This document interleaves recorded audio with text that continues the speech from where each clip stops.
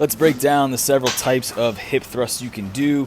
Try not to get set up the same way I'm doing it. I'm just showing you without plates so you can see it better from the side. First up is the classic hip thrust.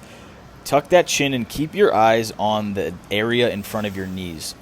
So this first method is the scoop method. You can see that kind of from my ribs down is where more of the movement is happening. So I'm keeping my eyes there, and now I'm just going to shift the focus a little bit by bringing my toes up and out. That just, for me, gives me a little more glute activation.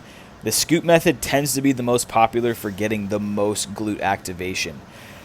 And the next one coming up, this is the same movement, but it's a hinge, and your whole body kind of shifts as one. So you can see my shoulders, my upper back, and my head are kind of rolling onto the top side of the pad as I'm doing the same movement, but just more as one.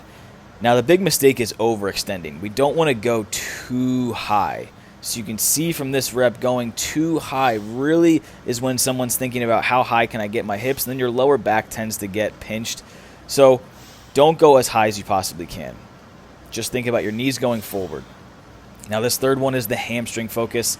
I changed it to the hamstring just by walking my feet out further in front of me and bringing my toes up. So I'm just driving my heels down into the ground.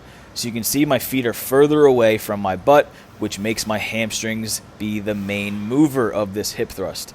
Number 4, the one-legged or the staggered. I'm going to just show you a real quick rep where I lift up the leg to make it one-legged.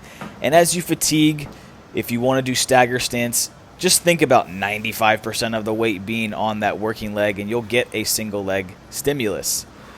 Here we go. Number 5, the frog pump. Put the soles of your shoes together and think about that first one. Same scoop method, but now the soles of your feet are together. You're squeezing your feet together to get glutes.